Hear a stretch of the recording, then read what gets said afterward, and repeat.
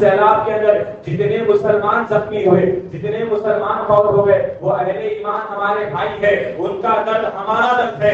نبی محمد نے کہا تم جس میں واحد بنا کر پیدا کیے گئے ہو، اس لیے ان کی تڑپ کو ہم محسوس کریں۔ اور آج جمعہ کے موقع پر اللہ رب العالمین سے دعا کریں، اللہ رب العالمین اس سیلاب کے اندر جتنے مسلمان وفات پا چکے ہیں، اللہ تو اپنی رحمت سے ان کی مغفرت فرما، آمین۔ معزز سامعین، اللہ رب العالمین نے ہم تمام بندوں کو بہت ساری نعمتیں دی، اور اپنی نعمتوں کے بارے میں رب کائنات نے کہا وَإِن تَعُدُّوا نِعْمَتَ اللَّهِ لَا تُحْصُوهَا، اگر تم اللہ کی نعمتوں کو گننا چاہو تو ہرگز گن نہیں سکتے۔ یہ آنکھ اللہ کی نعمت ہے، یہ ہاتھ اللہ کی نعمت ہے، یہ جسم اللہ کی نعمت ہے، یہ مسجد اللہ کی نعمت ہے، ہمارا بیٹھنا اللہ کی نعمت ہے، ہمارا بولنا اللہ کی نعمت ہے۔ اللہ نے بے شمار نعمتیں دی ہے، ان تمام نعمتوں میں سے ایک نعمت اللہ کی ہے، سب سے عظیم نعمت ہماری اولاد ہے۔ اولاد اللہ رب العالمین کی بہت بڑی نعمت ہے۔ ہمارا بیٹا، ہماری بیٹی، ہماری نسلیں، یہ اللہ کی نعمت ہے، اس کی قدر کرنا چاہیے، نعمت کی قدر کرنا چاہیے۔ جو نعمتوں کی ناقدری کرتے ہیں، اللہ رب العالمین ایسے لوگوں کو نعمت نہیں دیتا، دی ہوئی نعمت کو اسے چھین لیتا۔ نعمت عمر بن خطاب رضی اللہ تعالیٰ عنہ ایک سائے دار درخت کے نیچے بیٹھ کر پانی پی رہے تھے۔ سائے دار درخت تھا، عمر بن خطاب رضی اللہ تعالیٰ عنہ پانی پی رہے تھے۔ اللہ کے رسول محمد رسول اللہ صلی اللہ علیہ وسلم نے کہا اے عمر، تم سائے دار درخت کے نیچے بیٹھ کر پانی پی رہے ہو، یاد رکھنا قیامت کے دن اللہ اس نعمت کے بارے میں تم سے سوال کرے گا۔ سائے دار درخت، پانی، اور آج اس مزاج پر دیکھیے ہمارا کیا ہے، ہم اے سیوں میں رہتے ہیں، ٹھنڈے پانی کا استعمال کرتے ہیں، کولڈ ڈرنکس کا استعمال کرتے ہیں، کیا سوال نہیں ہوگا؟ ایک معمولی چیز تھی، نبی نے کہا اے عمر، قیامت کے دن اللہ اس نعمت کے بارے میں تجھ سے سوال کرے گا۔ جب یہ معمولی نعمت ہونے کے بعد اللہ سوال کرے گا تو اولاد جہاں ہمارے لیے اتنی بڑی نعمت ہے، اگر ہم نے اولاد کی تربیت نہیں کی، ان کو دین کی تعلیم نہیں سکھائی، تو کیا اللہ اس بارے میں سوال نہیں کرے گا؟ کلکم رائی، ہر شخص ذمہ دار ہے، اور قیامت کے دن اس سے اس کی ذمہ داری کے بارے میں سوال کیا جائے گا، اور ہر مومن بندے کو اللہ کے سامنے جواب دینا۔ اولاد اللہ رب العالمین کی ایک نعمت ہے، اس کی قدر کرنا ہوگا، اولاد کے حقوق کو ادا کرنا ہوگا۔ اولاد کی تربیت کیسے کی جاتی ہے، ان کے حقوق کو کیسے ادا کیا جاتا ہے، شریعت اسلامیہ میں اللہ رب العالمین نے اور محمد رسول اللہ صلی اللہ علیہ وسلم نے اپنے اولاد کی تربیت پر توجہ دلائی ہے، اور کہا نبی محمد رسول اللہ نے کل مولود یولد علی الفطرہ فابواہ یحودانہ اور ینصرانہ اور یمجسانہ، ہر بچہ اسلام کی فطرت پر پیدا ہوتا ہے۔ پیدا ہونے والا ہر بچہ، چاہے وہ بچی ہو چاہے وہ بچہ ہو، پیدا ہونے والا ہر شخص اسلام کی فطرت توحید پر پیدا ہوتا ہے۔ آگے چل کر اس کے والدین یا تو اسے یہودی بنا دیتے ہیں، یا تو اسے نصرانی بنا دیتے ہیں، یا تو اسے مجوسی بنا دیتے ہیں، اسے گمراہ کر دیتے ہیں۔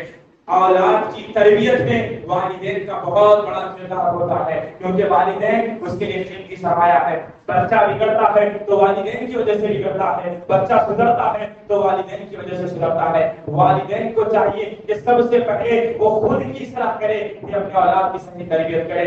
آج اولاد کی تربیت کرنا یہ وقت کی اہم ترین ضرورتوں میں سے ضرورت ہے۔ آج وقت کا تقاضا ہے، فتنوں کا دورہ ہے۔ فتنوں کے دور میں اگر آپ اپنی نسلوں کو، اپنی اولاد کو، اپنے نوجوان بیٹوں کو، اپنی نوجوان بیٹیوں کو اگر فتنوں سے بچانا چاہتے ہیں، انہیں جنت کے جانا دیکھنا چاہتے ہیں، ان کی دنیا میں کامیابی دیکھنا چاہتے ہیں، اللہ کے واسطے انہیں دین کی تربیت کیجیے، انہیں دین کی تعلیم دیجیے۔ یقیناً آج اگر ہم نے اپنے اولاد کی تربیت نہیں کی، صحیح تربیت نہیں کی، دینی تربیت نہیں کی، تو یاد رکھنا ہم اپنی اولاد کا مستقبل برباد کر رہے ہیں، ان کی دنیا برباد کر رہے ہیں، ان کی آخرت کو برباد کر رہے ہیں۔ والدین ذمہ دار ہے، قیامت کے دن اللہ والدین سے پوچھے گا کہ ہم نے تمہیں اولاد عطا کی تھی، تم نے اس کی کتنے حقوق کو ادا کیا اور کتنے حقوق سے غافل رہے۔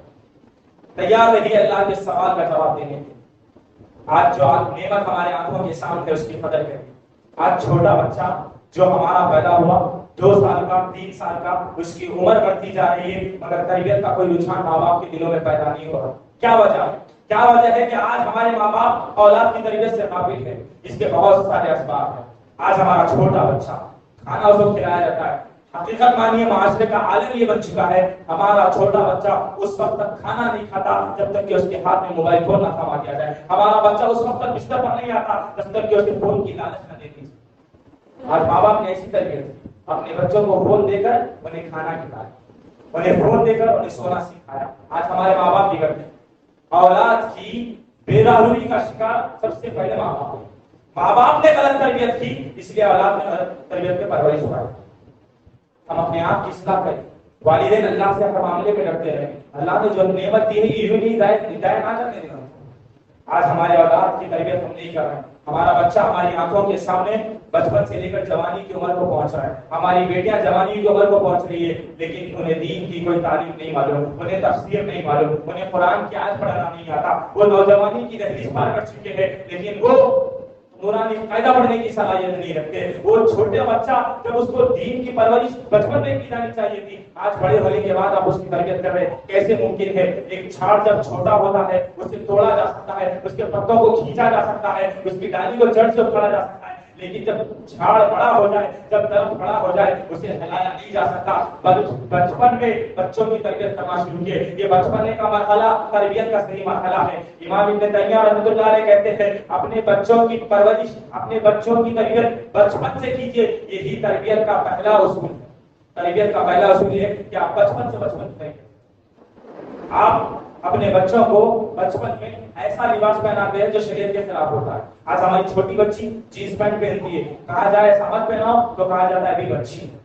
آپ کی یہی بچی جب آپ نے بچپن میں اسے یہ سکھایا کہ یہ جائز ہے تو وہ زندگی پر اسے جائز سمجھتی رہے گی. آپ نے بچپن سے آپ کی بچی کو فلم دیکھنا سکھایا، وہ زندگی بھر فلم دیکھتی رہے گی، کیونکہ آپ نے کبھی تربیت نہیں. اور تربیت نہ کرنے کا نتیجہ کیا ہوا کہ آج ایک گھر میں بند کمرے میں باپ فلم دیکھ رہا ہے، بیٹی بھی فلم دیکھ رہی ہے. فلم کے اندر بے حیائی دکھائی جا رہی ہے. باپ کے پاس نیت نہیں ہے کہ وہ بیٹی سے کہہ سکے کہ چینل بدل دے، بیٹی کے پاس نیت ہے کہ وہ باپ سے کہہ سکے. آج ہمارا معاشرہ برباد ہو رہا ہے. آج دین کی صحیح تربیت نہ کرنے کی وجہ سے دیکھیے معاشرہ کیسے چل رہا ہے. نفرتوں کی آگ میں چل رہا ہے، بے راہی کا شکار ہے. غافل ہو چکے مسلمان اللہ کے دین سے.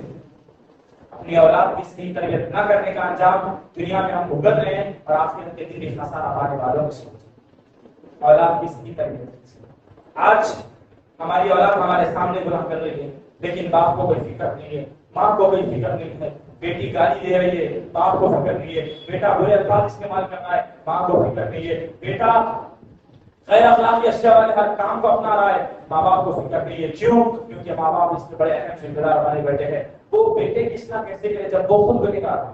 ماں باپ اپنے بیٹوں کی اصلاح کیسے کرے جب وہ خود گنہگار ہو؟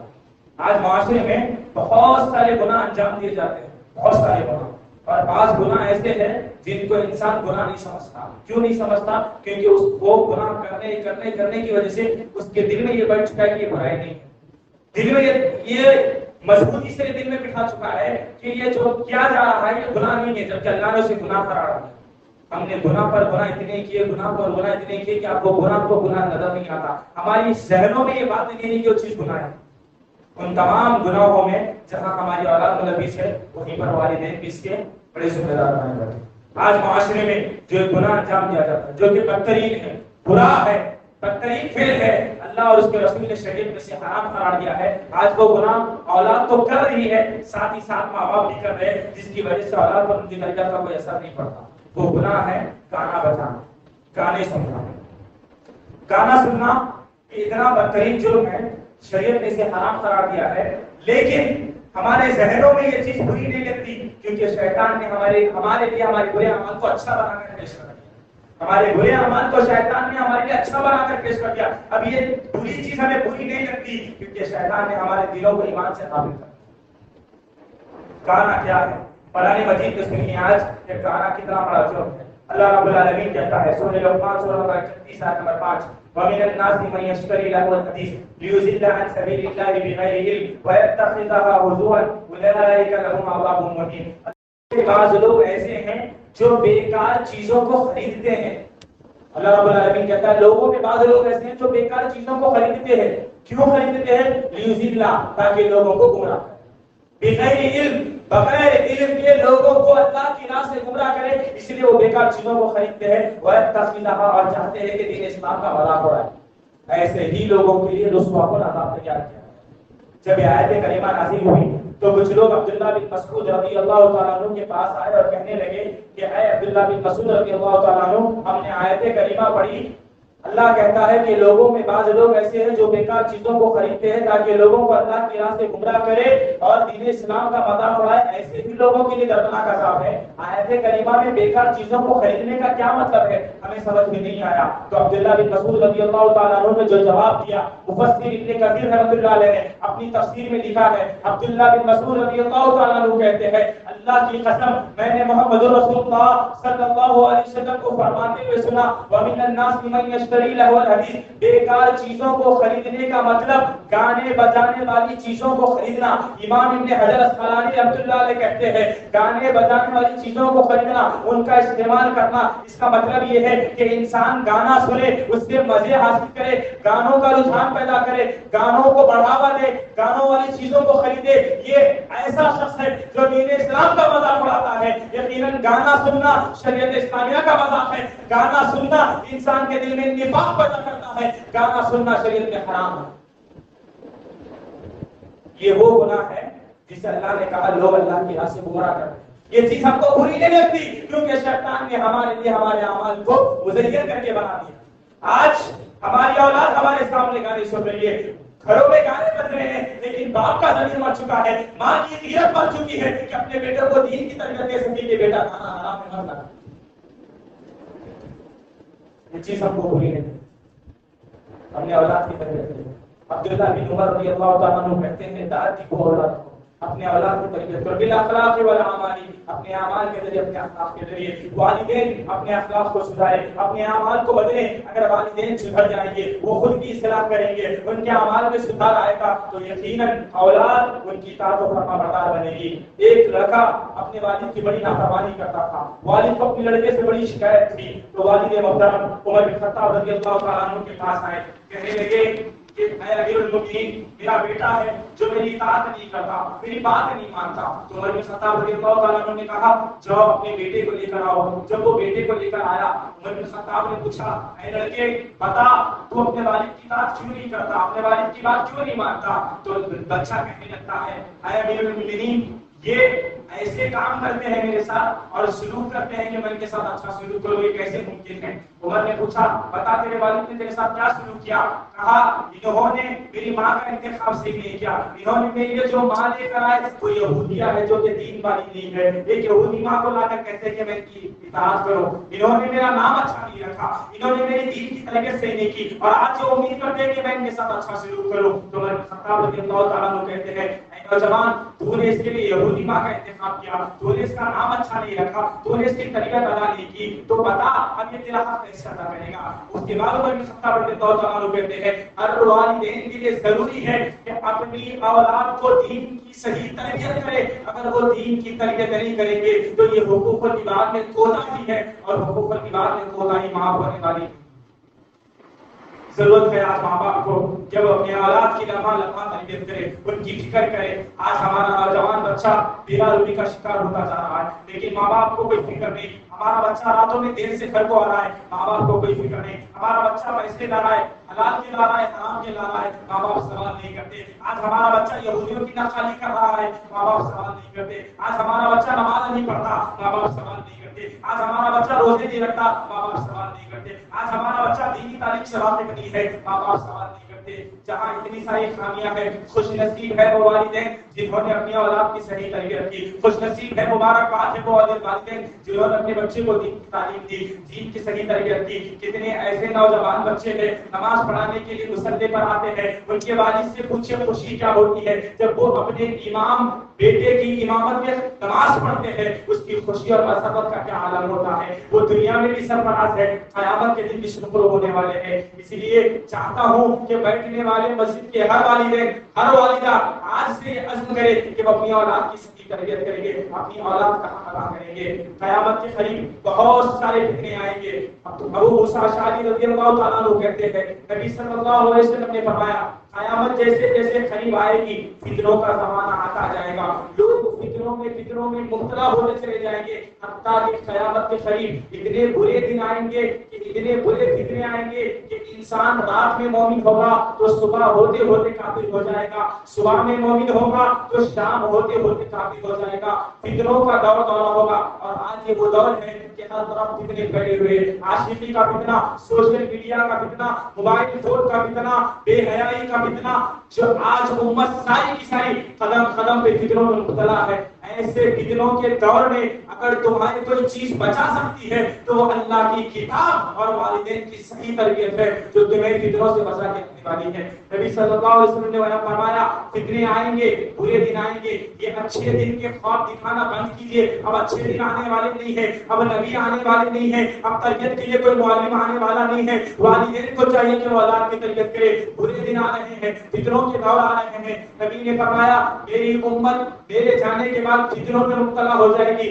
73 فرقوں میں بٹ جائے گی، مزید فتنوں میں فتنے آئیں گے، اتنے خطرناک فتنے آئیں گے کہ ان فتنوں کے دور میں آدمی کا اپنا ایمان بچانا مشکل ہو جائے گا۔ ان فتنوں میں سب سے بڑا فتنہ جس کو ہر نبی نے اپنی امت سے ڈرایا ہے، میں بھی امت محمدیہ کو ڈراتا ہوں۔ نبی نے فرمایا فتنوں میں سب سے بڑا فتنہ دجال کا فتنہ ہے۔